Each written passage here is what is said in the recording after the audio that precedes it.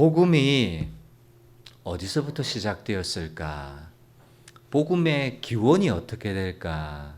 예수 믿지 않는 사람들은요, 복음, 교회가, 기독교가 계속 복음 하니까, 그건 누군가가 성경을 읽다가 요약했을 거다.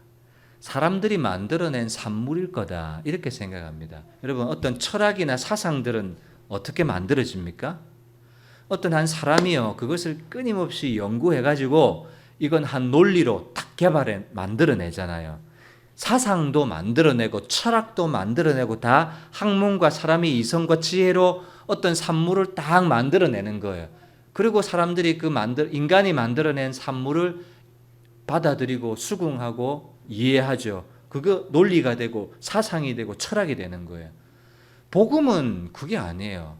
사도 바울이요, 똑똑해서 성경을 읽다가 논문처럼 연구해가지고 복음이라는 논문을 한 편 딱 만들어낸 게 아니에요. 여러분, 이 땅의 종교들 보세요. 어떤 깨우침이나 가르침을 보세요. 어떤 사람이 그 가르침을 깨달은 거예요. 사람이 발견한 거예요. 대부분의 깨우침이 어디에서 나왔어요? 사람 자신이, 인간이 발견한 깨달음이고 깨우침이죠. 그런데 복음의 출처와 복음의 기원이라고 할 때, 여러분, 사도 바울은 그것을 갈라디아서 1장 11절 12절에 분명히 하고 있습니다. 복음의 기원과 출처가 어디냐? 형제들아, 내가 너에게 알게 하노니 내가 전한 복음은 사람의 뜻을 따라 된 것이 아니다. 사람의 뜻, 사람의 생각, 사람이 만들어낸 것이 기원이 아니다. 이렇게 얘기하죠. 12절. 이는 내가 사람에게서 받은 것이 아니에요. 여러분, 복음의 기원과 출처는 사람이 아니에요. 그러면 도대체 복음은 어디서부터 왔다는 말이에요? 그죠? 여러분, 계시가 뭐예요? 계시? 부어지는 거, 열어주는 거, 알려주는 거예요. 누가? 하나님이. 여러분, 복음의 출처와 시작과 근원, 뿌리가 어디냐면 사람이 아니라 하나님의 계시다. 그런 거예요. 하나님의 계시. 그러니까 시작자가 누구라는 거예요? 하나님이 시작하셨단 말이에요. 하나님이 계획하셨고, 하나님이 준비하셨고, 하나님이 역사 가운데 쭉 진행해 오시다가 드디어 시간이 때가 참에 하나님께서 이 복음이라는 것을 역사 속에 쫙 하고 풀어놓는 이 일이 일어났다 그 말이에요. 자, 그래서 성경에는요, 창세기 3장 15절에 보면 원시복음이라는 게 있어요. 원시복음, 최초의 복음이라는 것이죠. 아담과 하와가 선악과를 따먹은 이후에 하나님이 말씀하십니다. 내가 너로 뱀에게 말하는 거예요.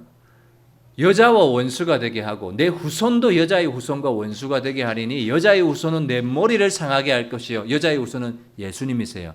예수님이 사탄 마귀의 대가리를 밟을 것이다는 말이고, 또 뱀은 그 여자의 후손의 발꿈치를 상하게 할 것이다. 이 발꿈치를 상하게 한다는 말은 예수님께서 십자가에 못 박혀서 돌아가시는 거예요. 죽으실 것을 말씀하시는 거예요. 이게 원시복음이에요. 이렇게 창세기 3장 15절에 원시복음을 딱 해놓고 난 다음에 역사가 쭉 수천 년이 막 흘러가는 거예요. 그리고 갈라디아서에 보면 때가 참에 여자에게서 예수님을 나게 하시고 이렇게 딱 되는 거예요. 그리고 마가복음 1장 15절에 가면 예수님께서 갈릴리 나사렛에 오셔서 이르시되 때가 찼고 하나님의 나라가 가까웠으니 회개하고 복음을 믿어라. 예수님께서 오셔서 복음을 딱 선포하시는 때까지 이르는 거예요. 그러니까 원시복음, 그리고 역사가 쭉 이건 너무 많이 생략된 거예요. 지금 쭉 생략된 다음에 드디어 때가 참에 예수님께서 여자의 몸에서 나게 하시고, 그리고 장성한 다음에 예수님께서 공생에 시작하실 때에 때가 찼고 하나님의 나라가 가까웠으니 회개하고 복음을 믿으라 하면서 복음을 딱 선언하시는 거죠. 그러면 이 역사 속에 생략되어진 것이 뭔가, 이걸 살펴보면 로마서 1장 2절이에요. 생략된 게 뭔가. 이 복음은 그죠? 원시 복음이었고 여자에게서 나게 하셨고 공생의 때가 찼고 회개하고 복음을 믿으라 하셨던 그때 원시복음과 복음의 선포 이 사이에 있었던 그 긴 생략된 것이 뭔가 하면 구약의 역사잖아요. 보세요. 이 복음은 하나님이 구약의 선지자들을 통하여 그의 아들에 관하여 성경에 미리 약속하셨다. 성경에 예언하셨다 그 말이에요. 이 복음은, 복음이라는 말은 예수님과 바꿔 놓을 수 있어요. 이 예수는, 이 하나님의 아들은 하나님이 선지자들 이사야, 에스겔, 에레미야, 느헤미야, 미가 쭉쭉쭉 너무 많은 대선지서, 소선지서, 선지자들을 통하여서 약속하셨다, 예언하셨다. 자, 어떤 약속과 어떤 예언이 있습니까? 베들레헴에서 날 거다. 이사야서에 보면 보라, 처녀가 잉태하여 아들을 낳을 것이요. 그게 이사야서에 예언되니까 마태복음에 보면 마리아의 몸을 통해서 성령으로 잉태되는 것이 그대로 성취되어지고 그의 아들에 관하여 성경에 쭉 약속해 오셨다라는 거예요. 여러분, 그러니까 정리하면 무슨 말인가 하면 복음을 시작하시고 역사 속에 역사의 시간 가운데 진행해 오시고 그리고 어떤 한 시간이 되니까 이것을 딱 역사 가운데 실행해 놓으시고 그리고 이 예수 그리스도를 통해서 분명하게 행하시는 이 모든 과정을 누가 진행하고 계시는가 하는 거예요. 이 복음의 시작자가 누구고 역사 속에 흘러오게 하신 분이 누구고 역사 가운데 실행하신 분이 누구냐? 하나님이시다라는 거예요. 이 복음의 근원과 기원이 하나님이다. 사람이 이끌어온 것이 아니라는 거예요. 그러니까 사람이 막 막으려고 해요. 이게 막아집니까? 예수님께서 출생하셨습니다. 동방 박사들이 경배하러 왔어요. 헤롯 왕이 물어요. 박사들에게 야 어디 아기 나도 경배하려니까 아기가 어디 났는지 알려달라. 뭐 하려고 그렇게 말하는 거야? 죽이려고. 인간이 막으려고 해요. 근데 그게 막아집니까? 죽여집니까? 안 되는 거예요. 역사 가운데 얼마나 다윗의 혈통으로 예수님이 오지 못하게 방해하고 막았던 세력이 얼마나 많은지 몰라요. 열거하려면 시간이 부족해요. 여러분, 예수님은 아브라함과 다윗의 후손으로 오셨거든요. 그런데 다윗의 모든 혈통을 다 죽여버렸던 아달랴라는 여왕이 있었어요. 그런데 모든 왕들을 다 죽이는 그 가운데 왕 한 명을 살려놓았어요. 왜 살려놓았어요? 다윗의 혈통으로 오게 해야 되니까. 아달랴는 사탄의 상징이거든요. 그러니까 예수 그리스도가 오시는 길을 어떻게든 막아보려고 했던, 왜? 아브라함과 다윗의 후손으로 와야만 메시아라는 성경의 약속 때문에. 그런데 그렇게 막으려고 했는데 못 막아졌어요. 왜 못 막아졌어요? 힘이 부족해서가 아니라 복음을 계획하시고 준비하시고 역사 속에 진행해 오시고 결국 이루시는 그 모든 과정의 기원과 출처가 하나님이시기 때문에 사람이 아무리 막으려고 해도 사탄이 아무리 막으려고 해도 그것은 가로막을 수 없고 패할 수 없고 무너뜨릴 수 없는 거예요. 그러니까 결론을 한 게 얻게 되죠. 복음은 무너뜨릴 수가 없다는 거예요. 왜 무너뜨릴 수가 없어요? 복음을. 하나님이 붙들고 계시기 때문에 복음의 기원과 출처는 하나님이시기 때문에 사람에게서 난 것이 아니고 하나님에게서 난 것이기 때문에 이 말씀은 같이 읽어야 돼요. 베드로전서 1장 24절 25절 제가 아까 묵도할 때 읽었던 말씀입니다. 시작. 그러므로 모든 육체는 풀과 같고 그 모든 영광은 풀의 꽃과 같으니 풀은 마르고 꽃은 떨어지되 오직 주의 말씀은 세세토록 있도다 하였으니 너희에게 전한 복음이 곧 이 말씀이니라. 이 세상에 영원한 건 없대요. 풀은 마르고 꽃은 떨어지고 육체도 쇠하고 다 바뀌고. 그런데 바뀌지 않고 영원한 것 하나 있다. 그게 뭐냐? 주의 말씀은 세세토록 있도다 하였으니 이 말씀이 뭐냐? 내가 너희에게 전한 복음이다. 그러니까 복음은 영원하다는 거예요. 여러분, 우리 70년대, 80년대를 거쳐서 21세기를 살고 있습니다. 얼마나 시대가 많이 바뀌었는지 몰라요. 그죠? 아유, 삐삐가 있었던 그때 삐삐, 요즘 아이들은 삐삐 몰라요. 여러분들은 삐삐 아시죠? 저도 삐삐를 처음 샀던 기억이 납니다. 일을 하고 첫 번째 삐삐를 샀고 첫 번째 나온 핸드폰도 기억이 납니다. 얼마나 컸던지요. 무전기였어요. 무전기. 그거 딱 엄청 컸던. 네. 다 바뀌어요. 아마요. 핸드폰도요. 지금 5G 시대가 들어왔죠. 나중에는요. 어떻게 바뀔지 몰라요. 손목시계를 딱 누르면 앞에다가 화면이 딱 나와가지고 여기다가 팍팍 누르고 화상통화를 그냥 손목시계를 가지고 할 수도 있고 뭐 그런 시대가 올지 몰라요. 여러분 예전에는 요즘 자동차가 다 세계적으로 뭘로 바꿉니까? 수소 자동차나 전기 자동차로 다 바꿔요. 이제 우리 자녀들이 커서 자동차 탈 때가 되면 기름 넣을 일 없을 거예요. 또 어떻게 바뀔지 몰라요. 모든 것이 다 바뀌고 변해요. 그러나 여러분 이 땅에 복음이 처음 뿌려졌던 선교사를 통해서 뿌려졌던 복음이나 그리고 지금 우리가 나누는 복음이나 그리고 저 미래에 나눌 때 나누는 복음이나 그 복음은요 동일한 거예요. 왜 그렇습니까?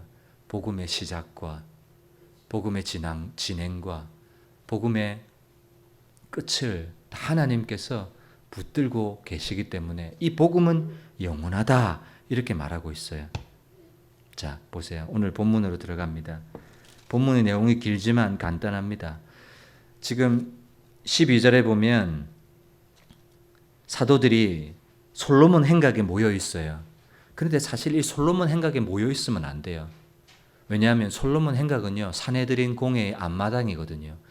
대제사장, 서기관들, 바리새인들이 주로 있는 활동하는 이 장소예요.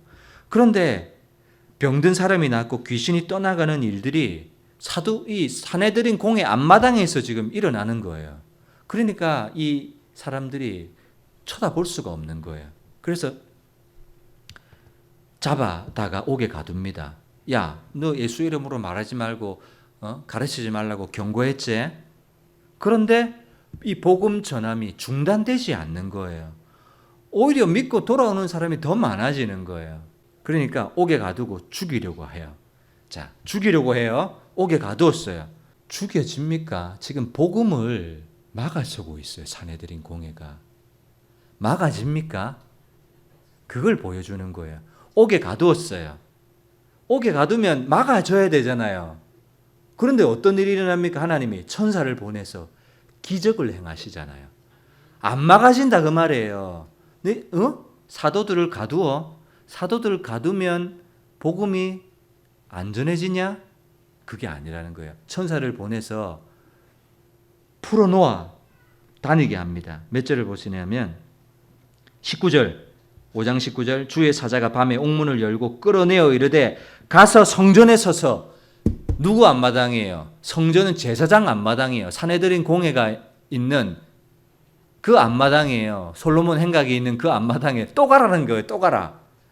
그 성전 마당에 들어가서 이 생명의 말씀, 여러분 이 생명의 말씀이 뭐예요? 복음. 4장 31절에도 보세요. 빌기를 다음에 모인 곳이 진동하더니 무리가 다 성령에 충만하여 담대히 하나님의 말씀을 전하니라. 이 하나님의 말씀 뭐예요? 복음. 33절에 나와 있어요. 사도들이 큰 권능으로 주 예수의 부활을 증언하니 이게 하나님의 말씀이라고 표현해 놓은 거예요. 그러니까 하나님의 말씀을 가르쳤다는 말은 뭐 모세오경을 가르쳤다 이것이 아니라 예수님께서 주와 그리스도가 되셨다라는 이 복음을 가르쳤던 거예요.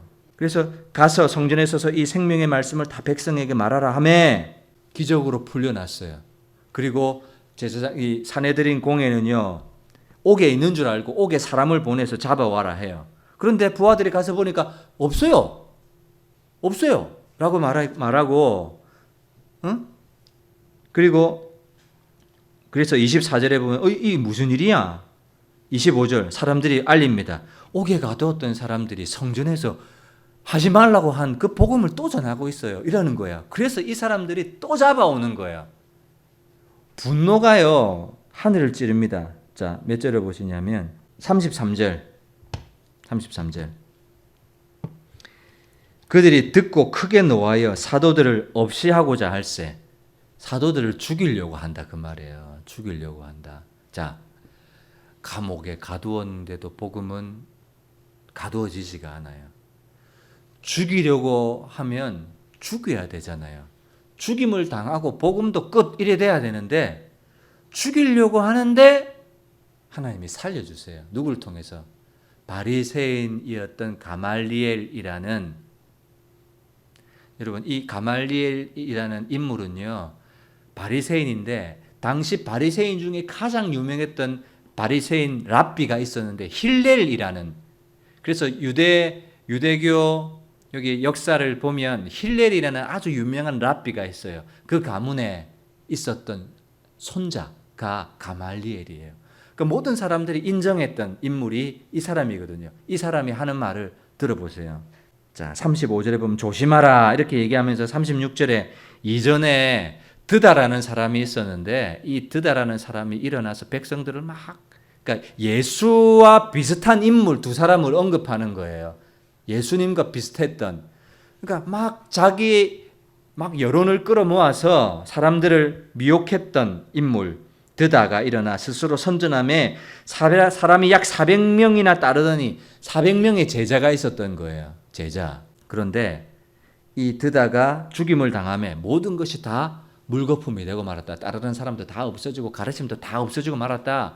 그리고 갈릴리 사람 유다도 일어나 백성을 꾀어 따르게 하다가 그도 망한즉 따르던 모든 사람들이 흩어졌다.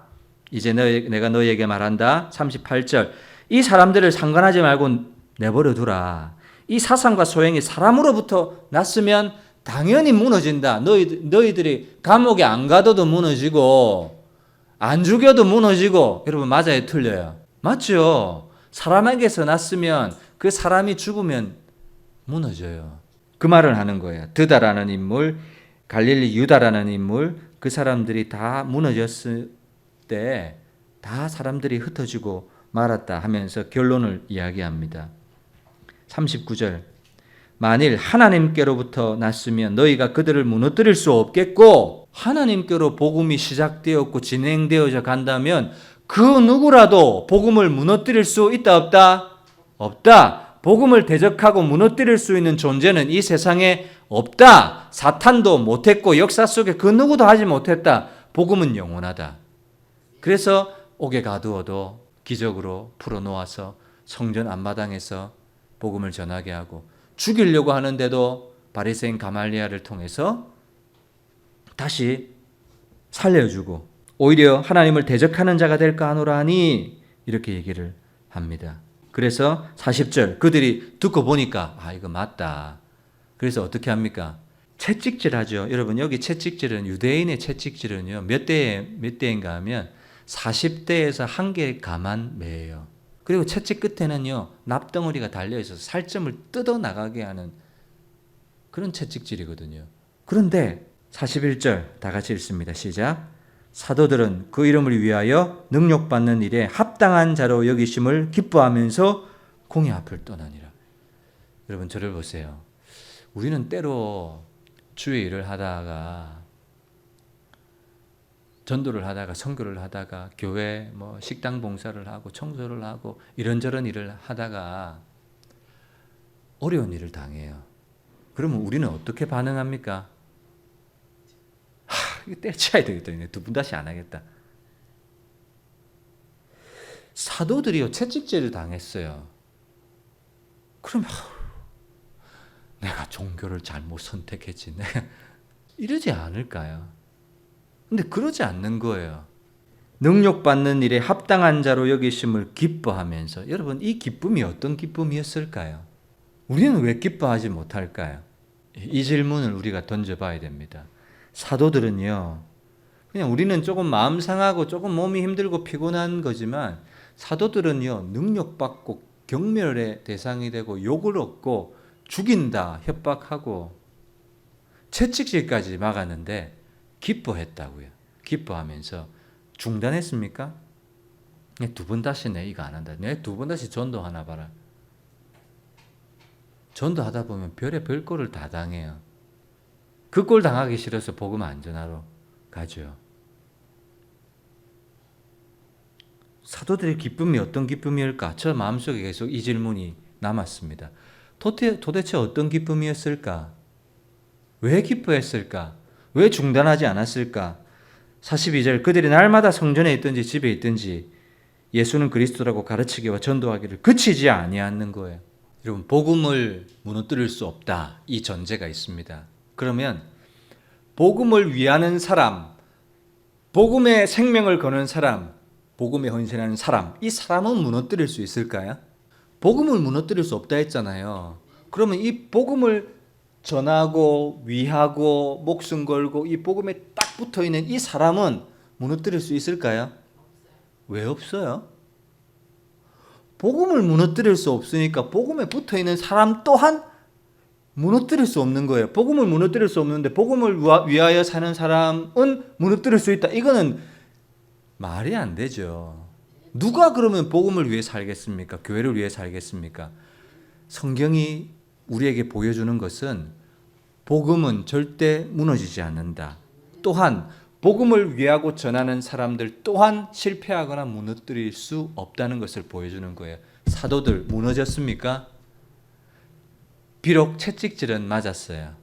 욕은 먹었어요. 핍박은 받았어요. 그러나 날마다 집에 있든지 성전에 있든지 예수는 주시다. 예수는 그리스도시다. 라고 복음을 전하고 가르치고 계속 전도하기를 그치지 아니했다. 이 사도들도 무너뜨리지 못했다는 걸 보여주는 거예요. 복음도 무너뜨리지 못했고 복음을 위하는 사도들도 무너뜨리지 못했다. 이것이 우리가 복음을 위해서 살아야 될 이유입니다. 복음은 무너뜨릴 수 없다. 그리고 복음을 위하는 인생도 가정도 사업장은 무너질 수 없다. 이 메시지가 오늘 본문에 주는 큰 교훈입니다. 사도들은요, 능력받는 일에 합당한 자로 여기심을 기뻐했다. 이렇게 하죠. 예수님께서 마태복음 10장에 보면 12제자를 전도팀으로 파송해서 보내십니다. 둘씩 짝지어서 전도팀을 보내시면서 말씀하세요. 얘들아, 내가 너희를 보냄이 양을 이리 가운데 보낸 것 같도다. 이런 말씀을 하시면서 야, 너희들 뱀처럼 지혜롭고 비둘기처럼 순결해라. 이렇게 말씀하십니다. 그리고 말씀하십니다.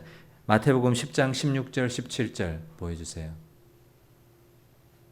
17절 사람들을 삼가라. 여러분, 이 사람들은 어떤 사람들인가 하면 뒤에 읽어보면 돼요. 그들이 너희를 공회에 넘겨주겠고, 이 사람들이에요. 복음을 받아들이지 않는 사람들, 그들의 회당에서 채찍질을 하리라. 예수님이 12제자를 파송하시면서 장래에 일어날 일들을 다 예고해 주셨다 그 말이에요. 18절 또 너희가 나로 말미암아 총독들과 임금들 앞에 끌려가리니 이는 그들과 이방인에게 증거가 되게 하려 하심이라. 예수님께서 회당에 끌려간다, 잡혀간다, 가두어진다, 그리고 채찍질한다, 협박받는다 다 말씀해 주셨어요. 그리고 사도들은요, 예수님께서 예언하신 말씀하셨던 일이 우리에게 그대로 일어나네. 야, 우리가 그런 일을 감당할 수 있는 사람들이 많네. 그러면서 기뻐했던 거예요. 그리고 뒤에 여러분 다 찾아보진 못하겠지만 너희들이 그 끌려가서 두려워하지 마라. 겁먹지도 마라. 성령이 너희가 해야 될 말을 입술에 다 넣어줄 거다. 그런 약속도 주셨어요. 예수의 이름 때문에 너희가 미움을 받을 것이다. 지금 미움 받고 있죠. 그렇지만 또 한 가지 약속이 뭔가 하면 끝까지 견디는 자는 구원을 얻으리라. 이런 약속들까지 주고 있는 거예요. 이 말은 뭡니까? 복음을 위해 사는 사람에게는 실패가 없다라는 것을 말씀해 주고 있는 거예요.